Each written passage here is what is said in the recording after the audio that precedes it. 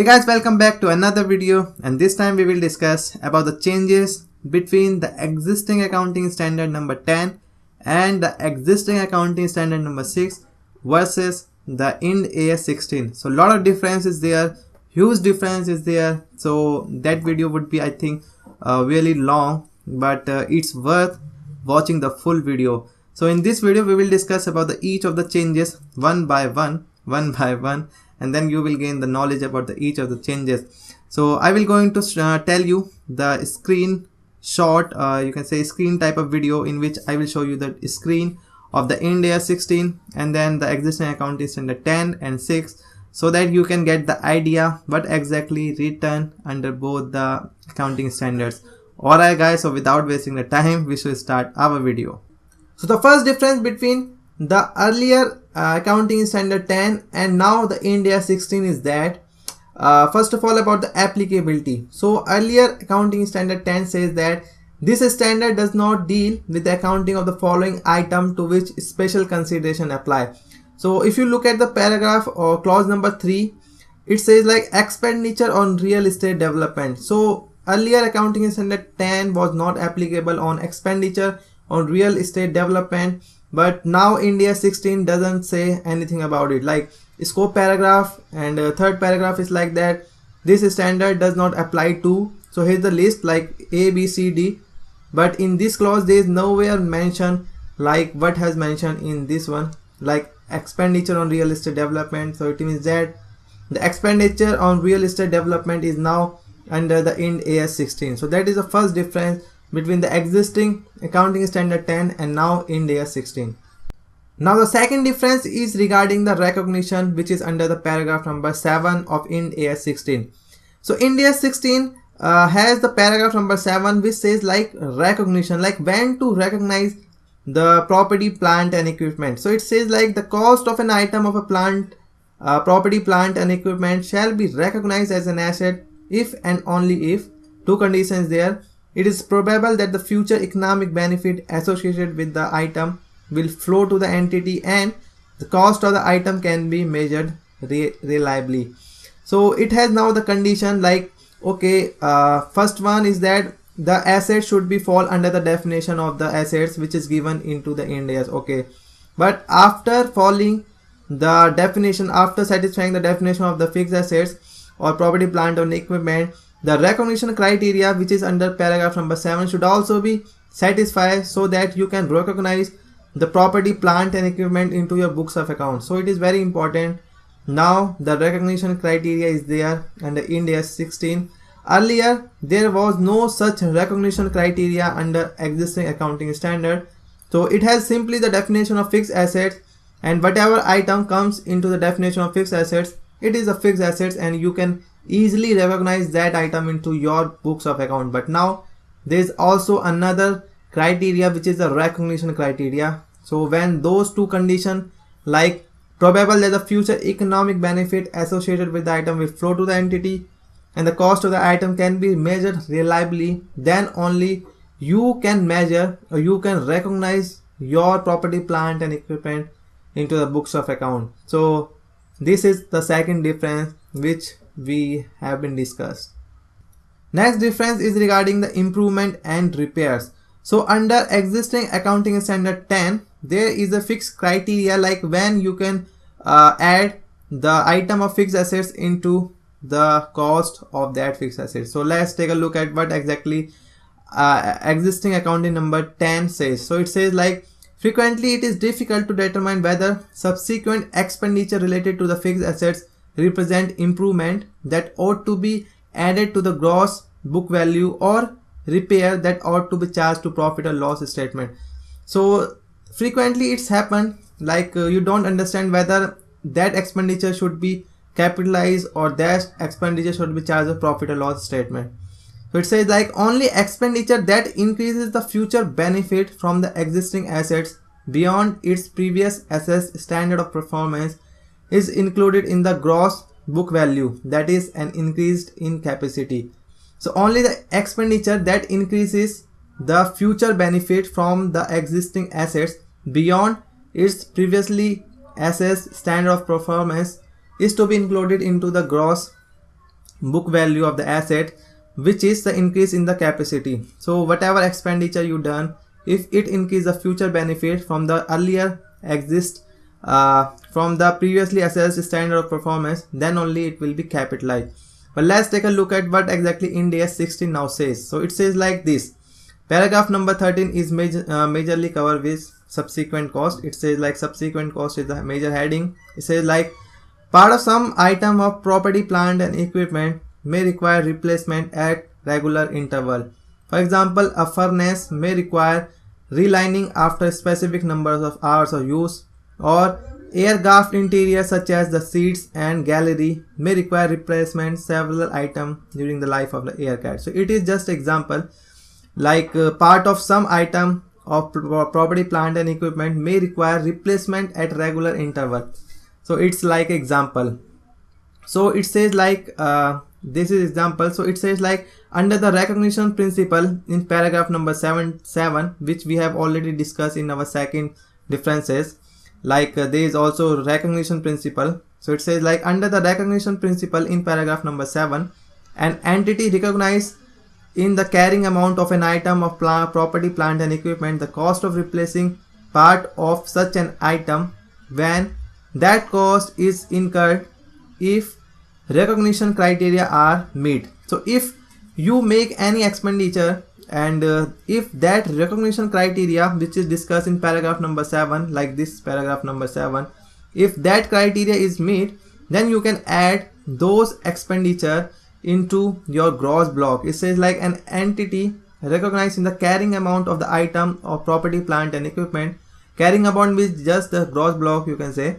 The cost of replacing part of such an item when that cost is incurred if recognition criteria are met. So whenever you do subsequent expenditure or replacing the part of such an item, you can capitalize this if the recognition criteria as discussed in paragraph number 7 has been satisfied. But earlier in the existing accounting number 10, it says like you can only capitalize any improvement or repair when it increases the future benefit from the existing assets beyond its previously assessed standard of performance. So that is the difference number 3. Next difference is regarding the standby equipment and the service equipment. So this is the existing accounting standard number 10. Let's see what it takes or what it says. So it says like standby equipment and servicing equipment are normally capitalized. So it's saying like it should be normally capitalized. But machinery spares are usually charged to profit or loss statement as and when consumed. So it says like machinery spares item should be charged to profit or loss as and when it is consumed. However, if such spare can be used only in connection with an item of fixed assets and their use is expected to be irregular, it may be appropriate to allocate the cost on a systematic basis over the period not exceeding the useful life of the principal item. So say like when the spare can only be used in connection with an item of fixed assets. So it can only be used in connection with the item of fixed assets and its use is generally irregular. So it may be appropriate to allocate the cost on a systematic basis over the period, and the period should not be exceeding the useful life of a principal item. So this is the principle which is given under existing accounting standard number 10. Let's see what Ind AS 16 says about the spare part. So it says like paragraph number 8 is regarding the spare part. It says like spare parts and servicing equipment are usually carried as inventory and recognized in the profit or loss as consumed. So it's simply saying usually it should be carried as an inventory and it should be recognized in the profit or loss as consumed. However, major spare part, it's saying major spare part, standby equipment and servicing equipment qualifies as property, plant and equipment. So major spare part, standby equipment and servicing equipment, and that is qualifying as a property, plant and equipment.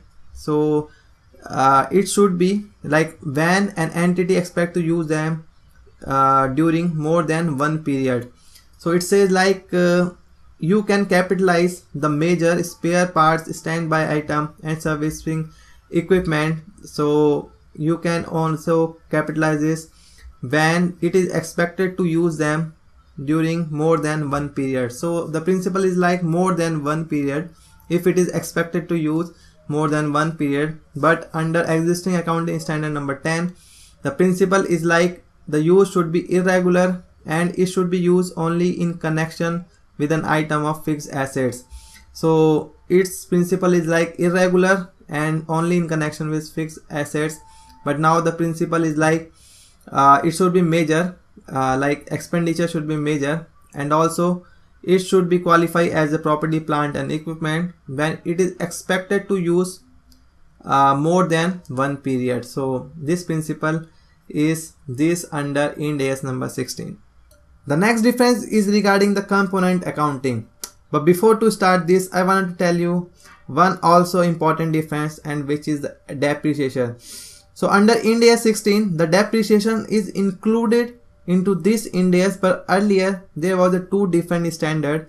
First, accounting standard number 10 for the fixed assets and accounting standard number 6 for the depreciation. But under Ind AS 16, fixed assets and depreciation is just the one standard. So this is not a two separate standard. So what exactly is the component accounting? So let me explain you. So paragraph number 43 is regarding the component accounting, and it says like each part of an item of property, plant and equipment with a cost that is significant in relation to total cost of an item shall be depreciated separately. So like each part of an item of a property, plant and equipment that has a significant cost in relation to the total cost of an item, that shall be depreciated separately. So it should be separately depreciated, separately accounted for into Ind AS number 16. So what is the example of it? Like this: an entity allocates the amount initially recognized in respect of an item or property, plant and equipment to its significant part and depreciates separately each such part. For example, it may be appropriate to depreciate separately the airframe and engine of an aircraft, whether owned or subject to finance lease.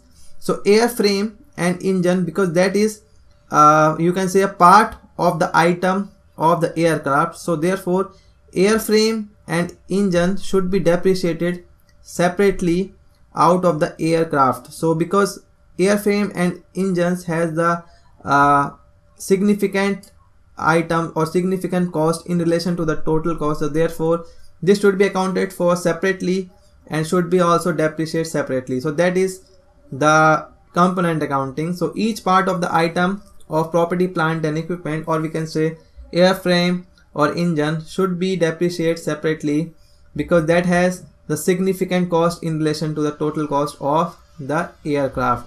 But let's say, or let's see what exactly existing accounting standard 10 says about it. So it generally has a simple paragraph number 8.3. It simply says like, in certain circumstances the accounting for an item of the fixed assets may be improved. Like accounting may be improved if the total expenditure thereon is allocated to its component part, provided they are in practice separable. So if that is practice separable, they can separable, then only it will be like the accounting will be improved if total expenditure thereon is allocated to its component part. So it also has the example like rather than treated an aircraft and its engine as one unit, it may be better to treat the engine as separate unit if it is likely that their useful life is shorter than that of the aircraft as a whole. So earlier, like that is not the mandatory, like it says if practice separably. So it was not mandatory. It says like may be improved, like maybe it was not mandatory, but under Ind AS number 16 this is the mandatory. It says like each part of the item of property, plant, equipment with a cost that is significant in relation to total cost shall be depreciated separately.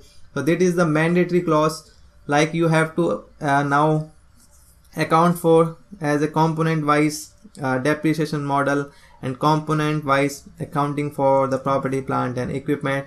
And also all the paragraph relating to the depreciation will talk about the separate component wise. So this is also a major difference between the existing accounting standard 10 and now Ind AS 16. The next difference is regarding the cost. So paragraph number 15 says that an item of property, plant and equipment that qualifies for recognition as an asset shall be measured at its cost. So it is measured at its cost. But now the question is, what exactly is the meaning of cost? So the meaning of cost was not earlier defined. So paragraph number 23 says like the cost of an item of property, plant and equipment is the cash price equivalent at the recognition date. So the cash price equivalent at the recognition date is the cost of an item of property, plant and equipment. And it also says like if payment is deferred beyond normal credit term, the difference between the cash price equivalent and the total payment is recognized as an interest over the period of credit unless such interest is capitalized in accordance with Ind AS 23. So if that would not be capitalized in accordance with Ind AS 23, it will be recognized as interest over the period of credit. And so this thing, like if the payment is deferred beyond normal credit term, the difference between the cash price equivalent and the total payment is recognized as interest over the period of credit, was not there under existing accounting standard number 10. And one more thing, like this is like what exactly is the cost, and there is also a component of cost. Like what exactly is the component of cost? So component of or element of cost was also there under existing accounting standard 10, but the clause number C is also extra in Ind AS 16. So it says like the cost of an item of property, plant and equipment comprises. So clause number A and B was there earlier in accounting standard 10, but C is now additional clause. It says, and it is in line with the provision and contingency. So it says like the initial estimate of the cost of dismantling and removing the item and restoring the site on which it is located. So whatever is the initial estimate of the cost of dismantling and removing the item and restoring the site on which your factory, or you can say your productivity where you produce some material, was located. So you should also include that estimate of dismantling also into the cost of the item of property, plant and equipment. But that thing like estimate of cost of dismantling was not there under existing accounting standard number 10. So that is also one of the major difference between the Ind AS 16 and existing accounting standard. The next difference is regarding the self-constructed assets. So it says like the cost of abnormal amount of wasted material, labor or other resources incurred in self-constructed assets is not included in the cost of the asset. So abnormal amount of waste material, labor or other resources is not to be included into the cost of the asset. So this is especially saying like abnormal amount of wastage. So but earlier existing accounting standard 10 does not provide for the abnormal amount of waste material, labor or other resources. So this Ind AS especially saying you to not include the abnormal amount of waste material, labor or other resources into the cost of the self-constructed assets. So that is also one difference. And then Ind AS existing accounting standard 10 also deals with the jointly hold assets, as also like if you purchase several assets at the same time. So paragraph 15.2 and 15.3 deals of the existing accounting standard number 10 says you something. So like existing accounting standard 10 especially deal with the fixed assets owned by the entity jointly with others. So like jointly with others. But Ind AS 16 does not especially deal with this aspect, as this would basically be covered by Ind AS 31 as jointly controlled assets. So Ind AS 31, which is jointly controlled assets, is specific in nature and which provide you guidance regarding the assets which you jointly purchase. But under existing accounting standard number 10, paragraph 15.2 was there. So under Ind AS 16, this paragraph is missing because that is deal with the special accounting standard, which is Ind AS number 31. So that is the case. And also like 15.3 is also the under the existing accounting standard 10. So it's provide for or deal with the situation where the several assets are purchased for consolidated price. So you purchase a lot of asset for the consolidated price, and but it provides that the consideration should be apportioned to the various assets on the basis of their respective fair values. So 15.3 says you that you should apportion the like cost on the basis of the fair value, but that thing is missing under Ind AS 16. Ind AS 16 does not provide you anything regarding the cases in which you purchase a several assets for a consolidated price. So this is the two thing, like jointly controlled asset, this is especially under Ind AS 31, and this thing like several assets you purchase at the same time, this thing is not covered into Ind AS at all. And then this one, abnormal amount of waste material for self-constructed assets, it's saying you do not include in the cost. So that three difference is also there under Ind AS 16 and existing accounting standard number 10. The next difference is regarding the revaluation. So what it says, this is the Ind AS 16. So it says like the entity shall choose either the cost model in paragraph 30 or the revaluation model in paragraph 31 as its accounting policy, and shall apply that policy to an entire class of property, plant and equipment. So you have the two options, either to opt for the cost model or to opt for the revaluation model. But if you opt for the revaluation model or cost model, so it should be applied to the entire class of property, plant and equipment. And paragraph number 31 says you, after recognition as an asset, an item of property, plant and equipment whose fair value can be measured reliably shall be carried at the revalued amount, being the fair value at the date of the revaluation less any subsequent accumulated depreciation and subsequent accumulated impaired loss. So if you want to opt for the revaluation method, then it should be revalued at the revalued amount. And what is the revalued amount? It is the fair value at the date of revaluation less any subsequent accumulated depreciation and subsequent accumulated impairment loss. And the revaluation shall be made with sufficient regularity to ensure that the carrying amount does not differ materially from that which would be determined using the fair value at the date of the reporting period. So three things is there. First of all, if you want to opt for the revaluation model, then it should be applied on the entire class of property, plant and equipment, and it should be at the fair value, and it should be measured regularly. Like regularly you should check that whether the carrying amount does not differ materially from that would be determined using the fair value at the end of the reporting period. So this is the three thing. And now what exactly accounting standard number 10 says you, paragraph number 27 and 28 was majorly deal with the revaluation. It says like when the fixed assets is revalued in the financial statement, an entire class of assets should be revalued, or the selection of item. You have the option like selection of item for revaluation should be made on a systematic basis. This basis should be disclosed, and then the revaluation in the financial statement of a class of asset should not result in the net book value of that class being greater than the recoverable amount of the cost of that class. So a lot of differences there, like three difference.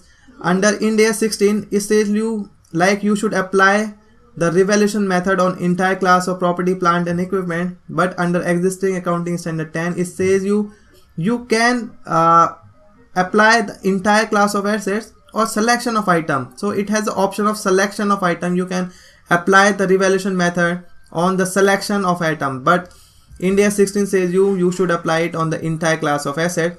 And then you have the fair value as the revalued value, but in this there is no such fair value concept. This is the ad hoc value. Like it says it should not result in the net book value of that class being greater than the recoverable amount. So that's the ad hoc kind of a value. And it's like Ind AS 16 also says revaluation should be made with sufficient regularity to ensure that carrying amount does not differ materially from that, which would be determined using the fair value at the end of the reporting period. So this regularity is not present into existing accounting standard number 10. So three things is their difference.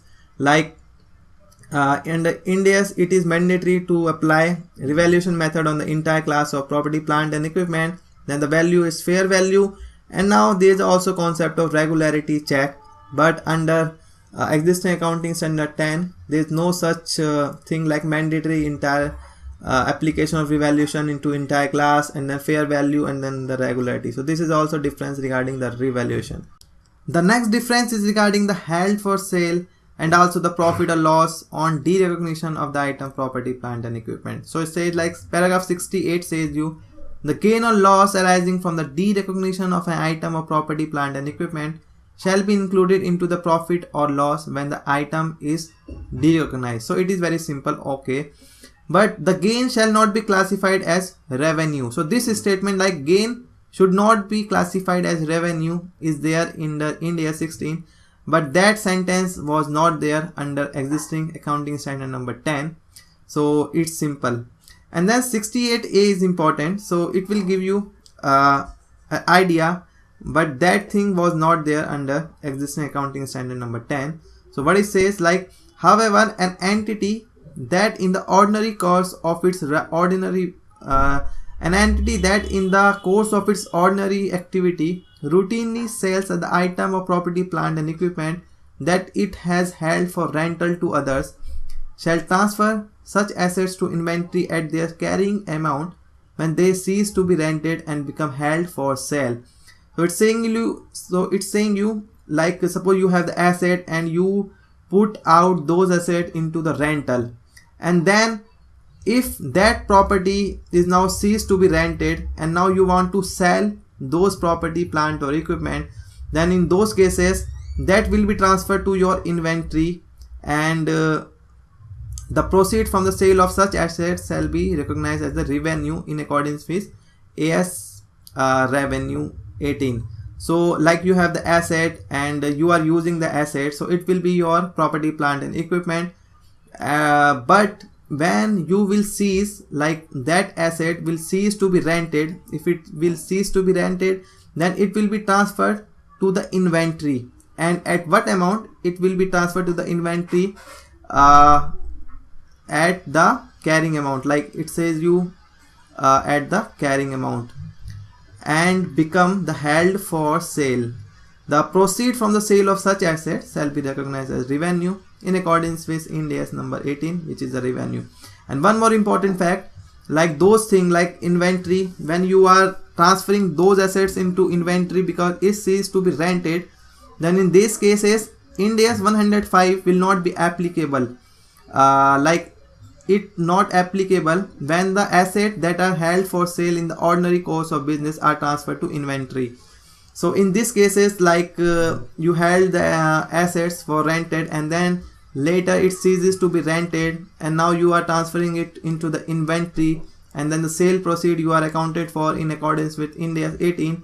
So this thing will not be treated under Ind AS 105 because you are in those cases that will be operated under Ind AS number 18 revenue. So this one is also clarifying you, like Ind AS 105 shall not be applicable that are held for sale in the ordinary course of business are transferred to inventory. So remember this, if it is in the ordinary course of business like this example, so this will not be treated under Ind AS 105. And also one more fact, in Ind AS 105 is regarding the non-current asset held for sale and discontinued operation. So this is a separate accounting standard like Ind AS 105, and the name of it like non-current asset held for sale and discontinued operation. This is a separate accounting standard, and those held for sale asset will be treated under this accounting standard. But existing accounting standard 10 does not have any such thing. So earlier, like those assets which are held for sale was itself provided under the existing accounting standard 10. So existing accounting standard 10 deal with accounting for item of fixed assets which is retired from the active use and now held for sale.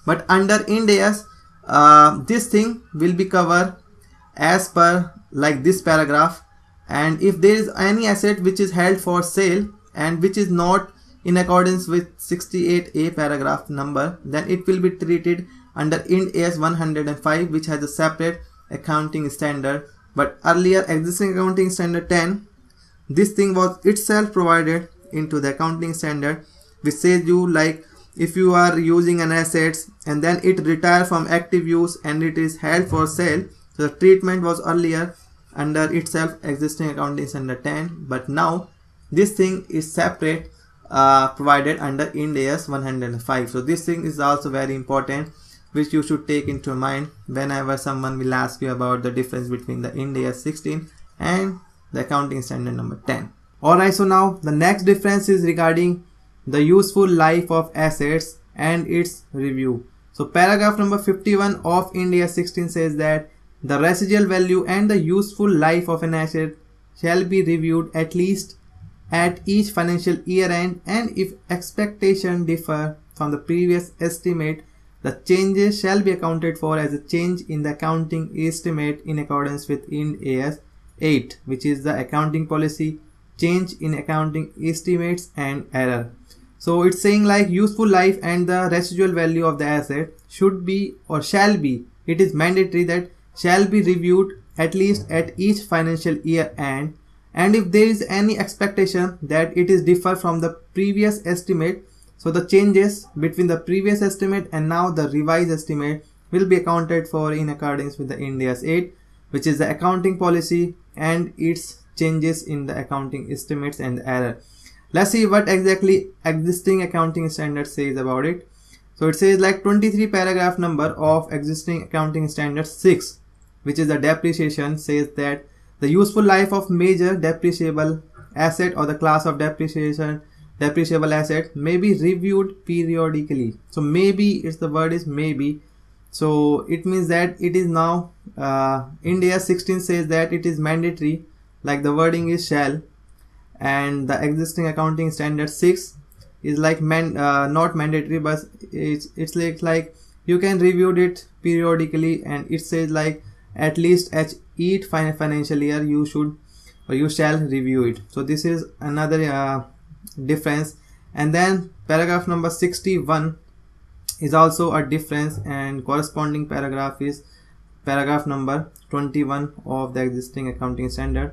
So 61 says you like change in the method, when you can change the method of depreciation. So it says like the depreciation method applied to an asset shall be reviewed at least each financial year end. So same like the useful life of asset, the depreciation method should be also reviewed at least at each financial year end, and if there has been a significant change in the expected pattern of consumption of future economic benefit embodied in the asset, the method shall be changed to reflect the change pattern. So like in the Ind AS 16 you can change or revise the method of depreciation if there is a change in the significant change in the expected pattern of consumption of the future economic benefit embodied in the asset.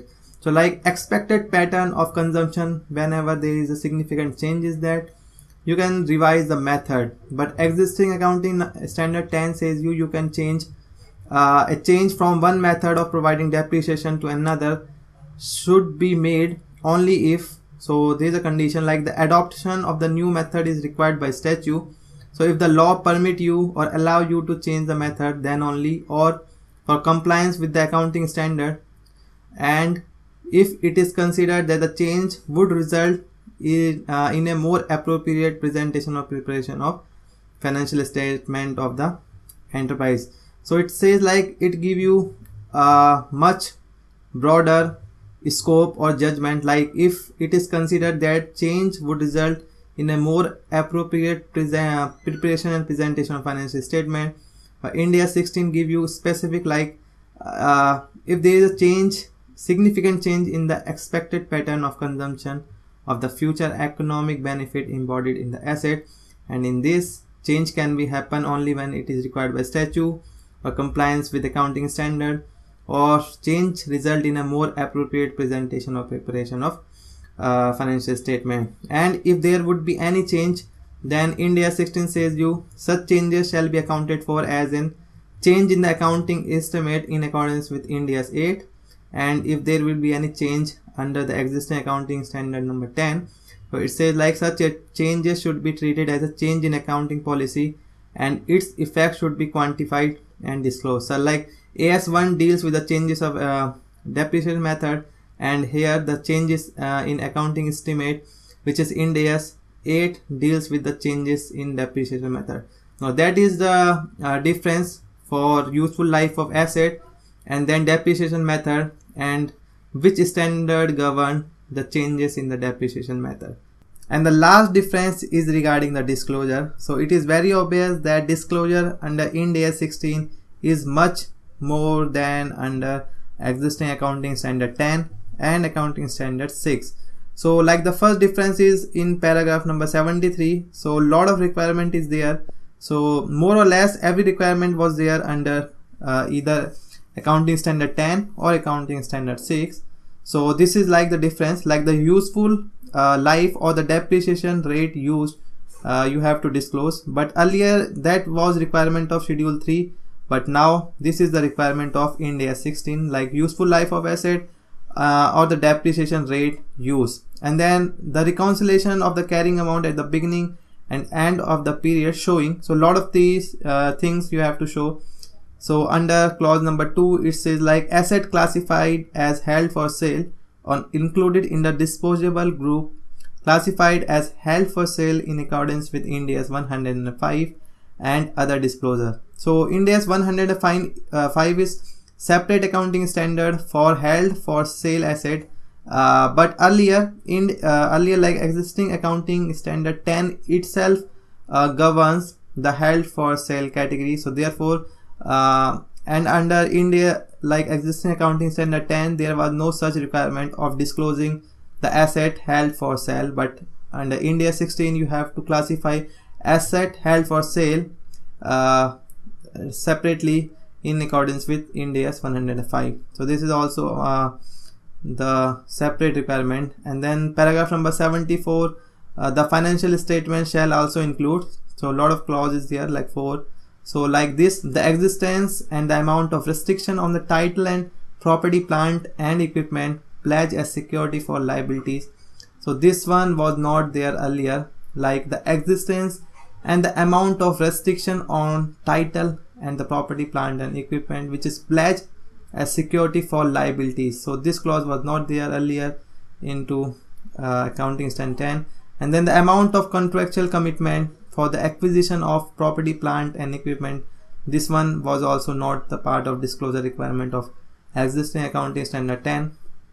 And then this one, paragraph 77 also says you something. So it says if the item of property, plant and equipment are stated as revalued amount, so you have to disclose this following thing.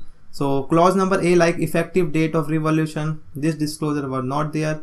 Then the method and significant assumption applied in estimating the item fair values. So assumption also you have to include it, disclose it, and also the method which is used.